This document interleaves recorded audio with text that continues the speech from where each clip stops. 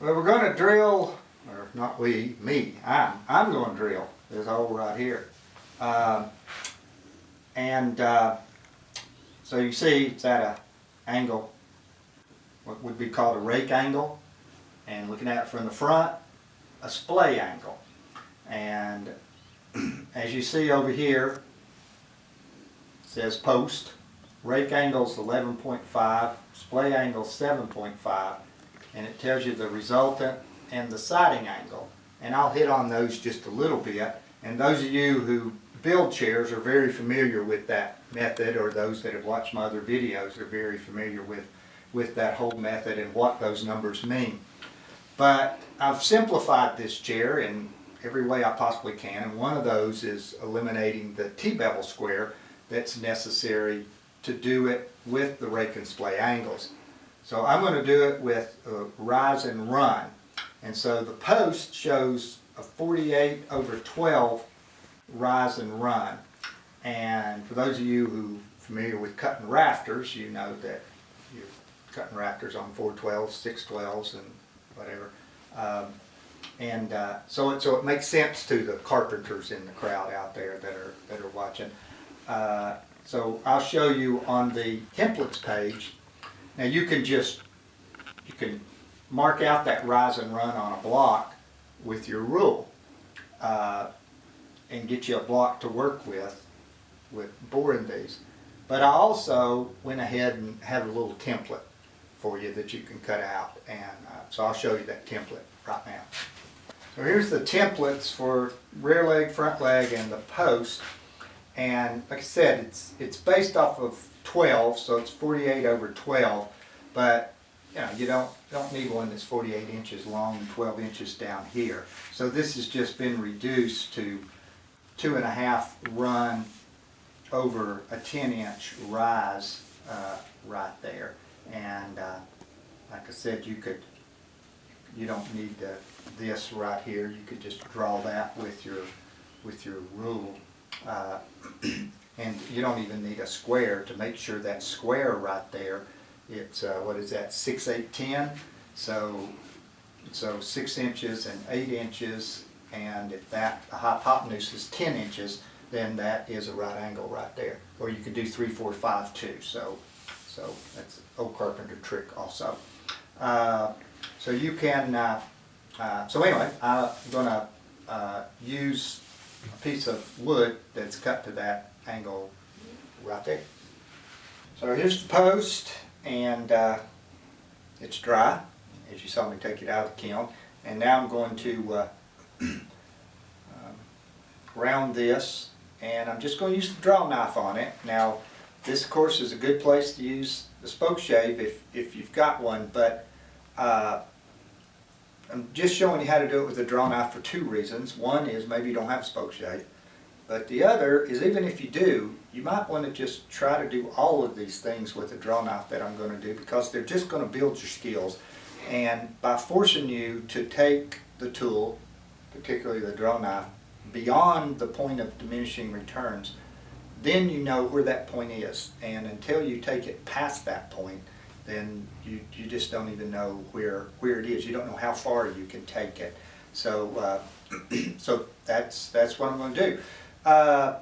This is 1/2 inch hole that we're going to drill. So the bottom of the taper is 1/2 inch. You need to draw you some sort of target down there. One good way of doing it is you can take just a 1/2 inch drill bit and stick it in there and just kind of, find you a hole in the center, make you a hole in the center, and stick that lead of that drill bit in there, and just keep working it around, and you'll score you a little line around through there that's just perfect. Okay, so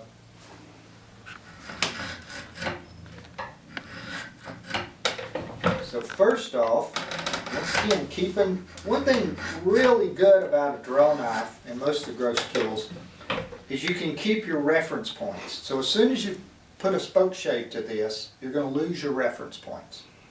And then you're going to be guessing how much you take off where. Whereas with this Drawknife, I can see exactly what's happening down here on my line, maintaining my octagonal,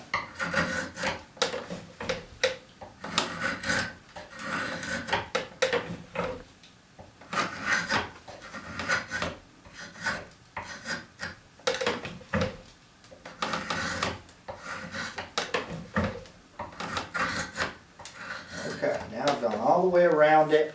And now I'm going to start taking the corners off.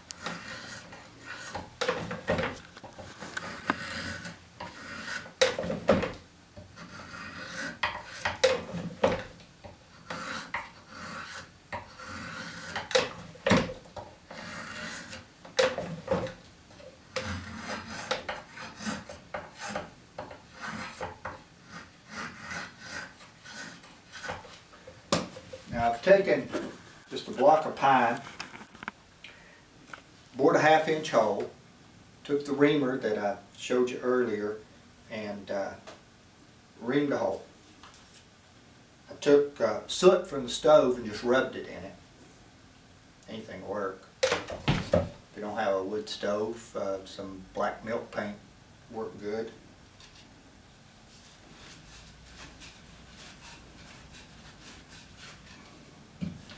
And hopefully you can see all that.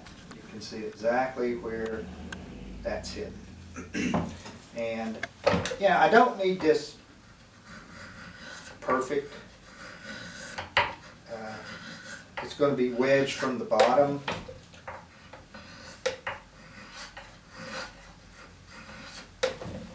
But you can try to get it as good as you can.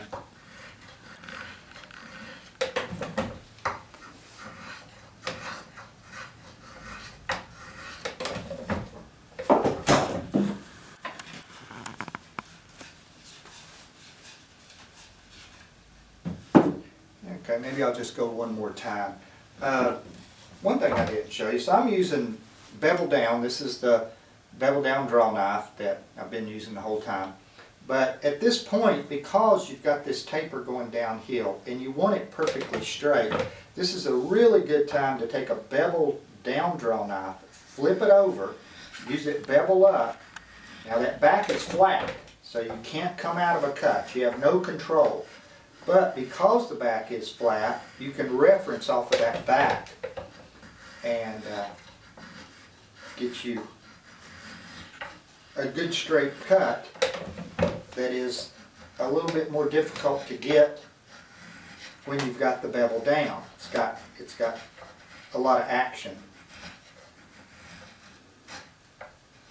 Okay, so you gotta watch out for that. It dug in with me right there, and I couldn't come out of that cut. So I took off a little more right over there than I was wanting to. It'll be okay.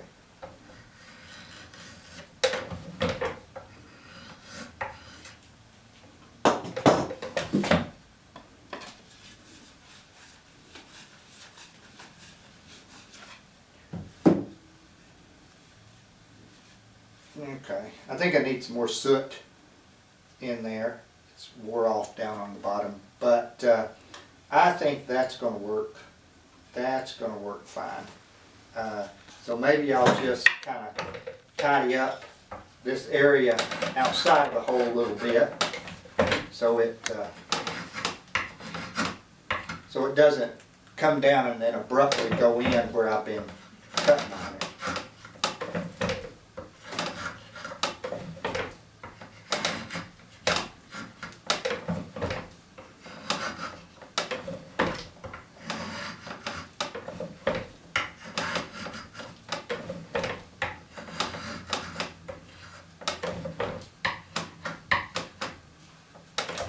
Alright, so let's set up the seat and bore the holes for these things. So I'm going to start working on my little bench here, and you know, if you want to build one of these, I've got plans on the website, and it's pay what you can, so get them for any price you want.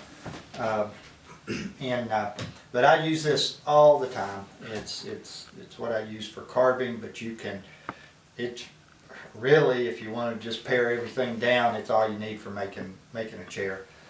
And you can even get by without the vise over here. I've put this vise together real reasonable, and I'll tell you about it when we get around to it.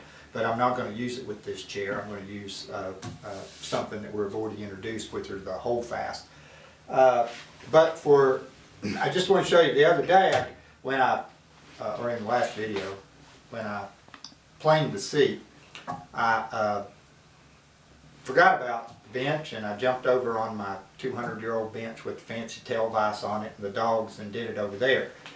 It's just as easy to do it over here with pegs and wedges. You can do a lot of stuff with pegs and wedges. So as you see, I got a peg there and there, peg back here. There is the seat right there. I got 2 wedges, and there you go. That's it. It works great. You can't beat it. I mean, it even works better than the dogs over there. So so I just want to show you that, and so now I'm going to get my bit brace out and the bit and start boring. We'll lay out the seat and start boring. I've taken my seat pattern here and drawn it out on the, or drawn out what I need on the seat. So there's the post right there, and this is the sighting angle, and then this is the way we're going to sight the resultant angle, and show you that, and we'll get some close-ups of it so you can do it, but that's all you need on it. I'm going to bore the leg holes after I carve the seat. You can do it either way. You can bore it before you carve the seat, you can bore it after. It doesn't matter, but I'm just going to go ahead and bore them after. So right now we're going to bore these post holes and then taper them. So using my little bench and these holdfasts that I showed you the other day, just want to make sure it hangs off because you drill all the way through. Now the only thing you need to keep pristine back here is the spindle deck. So it doesn't matter if you, let me say that over again, it doesn't matter if you dent this right here. I keep forgetting that when I whack these things, you can't hear me for a second afterwards.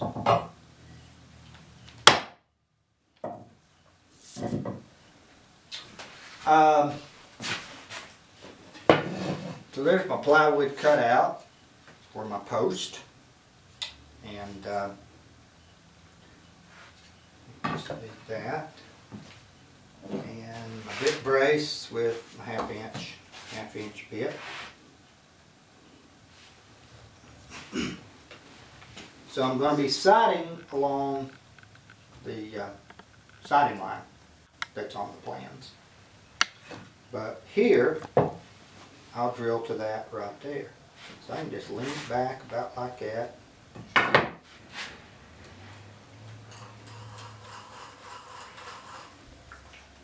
So it's hard to change an auger bit once you start, but you can if you catch it soon enough and you're in soft wood like the pine.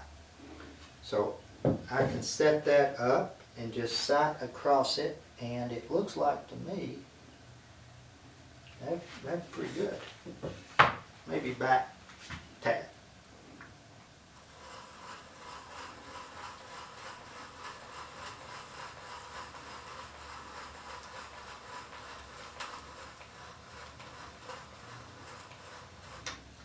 Let's see. There it goes. It's poking through. You can just blow on through. You could clamp your board on the bottom, or you can bore back through the other side. I usually just bore back through. Bore back through the other side. So now just do that right like this. I just go underneath it. You can flip it over if you want. It's probably always smart to be safer, but I've done it so much that I don't bother to flip it over.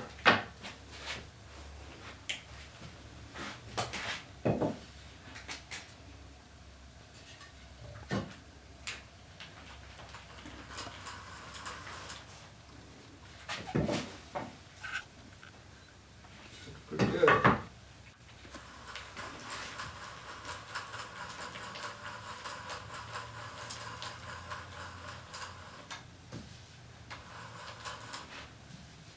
Oh,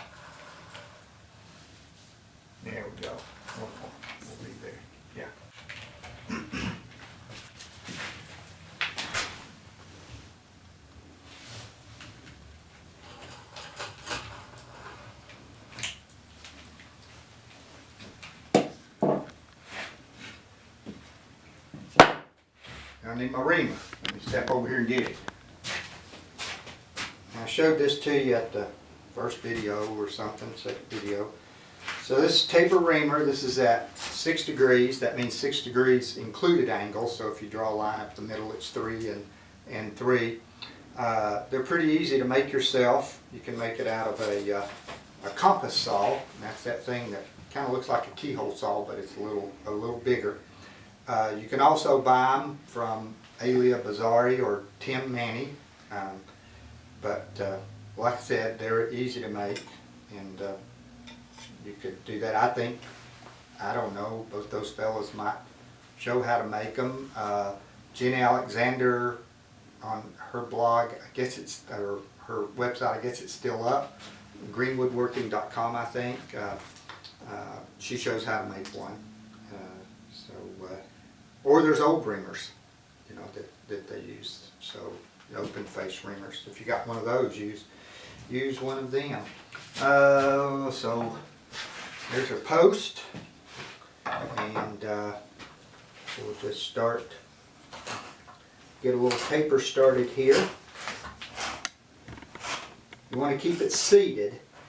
You don't want it to wobble around or anything, so you want to keep it pushed down. And you also want to choose your orientation right now, because you can't turn this thing because it's been split and shaved, so it's not necessarily straight.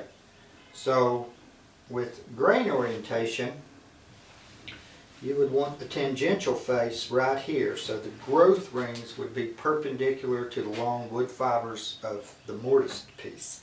So the radial planes would be here, and what that does is that isolates the two planes that move the least, which would be these two. The mortise moves the least this way, and this tangential plane moves the least that way.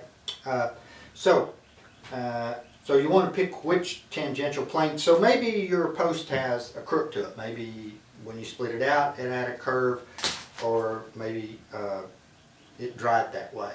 So if it's got a crook to it, I'll always place that crook where it goes back and out, so it'll look better in the chair than if it comes in that way or goes forward. I haven't even looked at mine. They're pretty straight. So let me just choose one of these planes right there. Okay, so that's the one I'm going to use. Now, there is one little other thing that we got to think about, and I just about forgot it too. So let me get this one over here.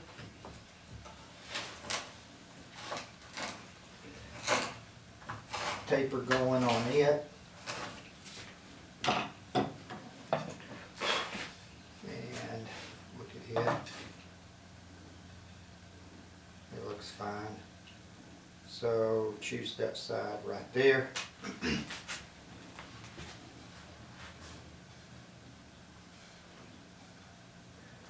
Okay, so let me go get my crest rail, and I'll show you what I'm going to do.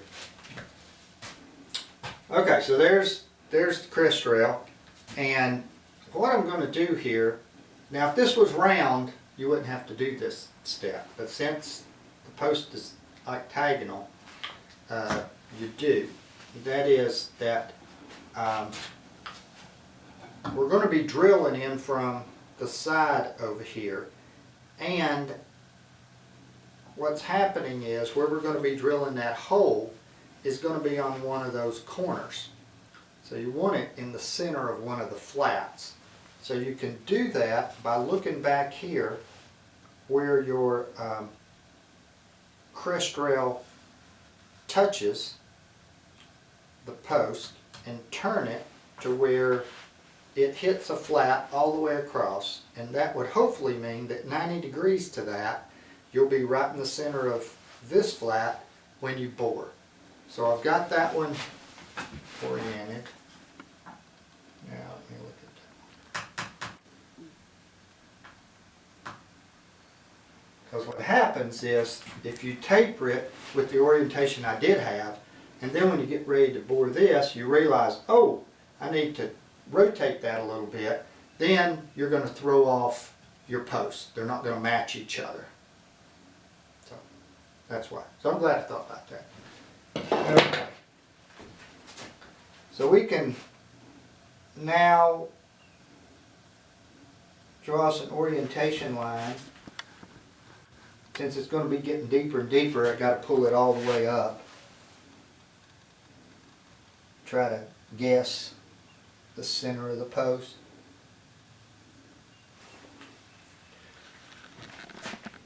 Okay, now we know where orientation is, and we can start tapering and siding.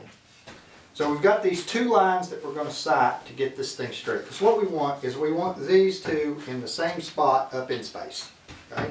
You don't want them like that, makes for an ugly chair. Okay? So with this being the right angle right there, I can place it right on the line, perpendicular to it, and I can sight. So this is a 3-point system. You're just lining up 3 points right there. You can land a ship like that. You know, it's you probably used to use it on the space shuttle. I don't know. Anyway, so what you do is you line up a spot along this leg of the triangle with this line, and then look back at your post. And I can see that it's hitting about right there, which means it needs to go to the left just a little bit. Okay. Now I can just take this, turn it around, stick the hypotenuse right up there, and sight down it, taking a spot along this line, spot along that line right there, and then looking back at my post. Now I'm not even close. It's like, it's got to come way back. So I always say the direction I need to go. So I need to go back, and I need to go left. Okay, so let's pull it out, go back and left.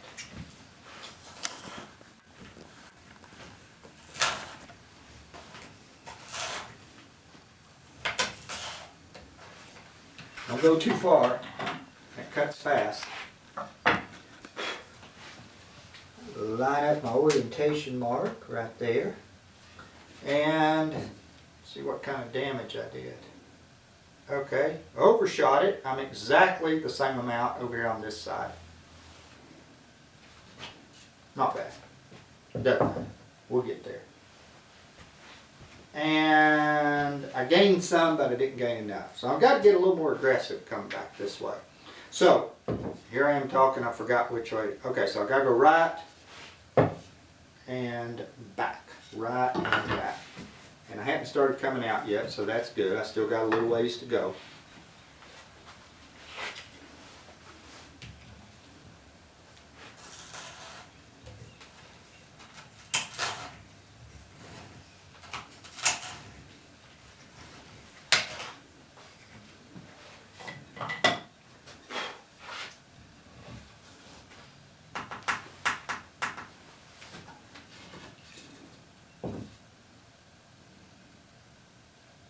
That's better. That's right down the center.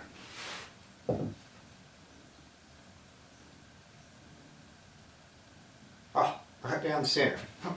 A little bit of luck, that's good. And I'm just starting to protrude out. So I show a measurement right there on the plans, on the elevation. I give a measurement from here to that line. And I say in line on the obtuse angle along the siding line, but I failed to look to see what that measurement was. So I'm going to go look and I'll be back. Okay, 5 inches. So got about 1/4 inch to go. And I'm sitting good, so I just want to maintain where I am, which sometimes is harder than moving it.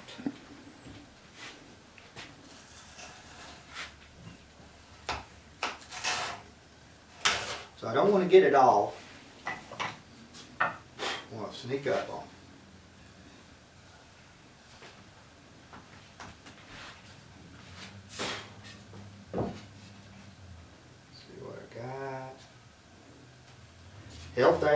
Held that one.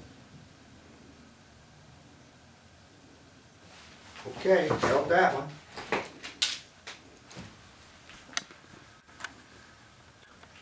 And I've got about 1/8 inch to go, so I've got about half of it. And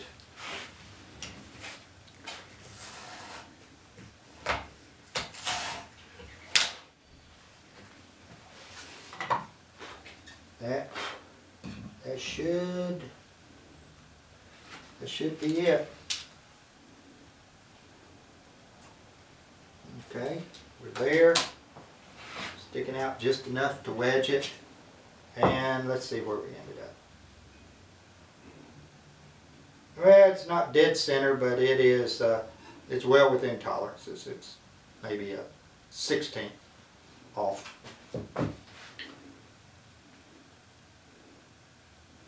And that one's right on it. Okay. So that's the way you do the post. I'm going to go ahead and do this other one. And then we'll come back. So I got both of them done, and so one thing I thought about that I do a lot, and I forgot to tell you that you might want to do this, and that is to stop short about 1/8 of an inch on both of them, and then you can just take your 2 sticks. Doesn't matter, these are just the aluminum sticks, but straight wooden ones, whatever you want. And put one up against the base down here.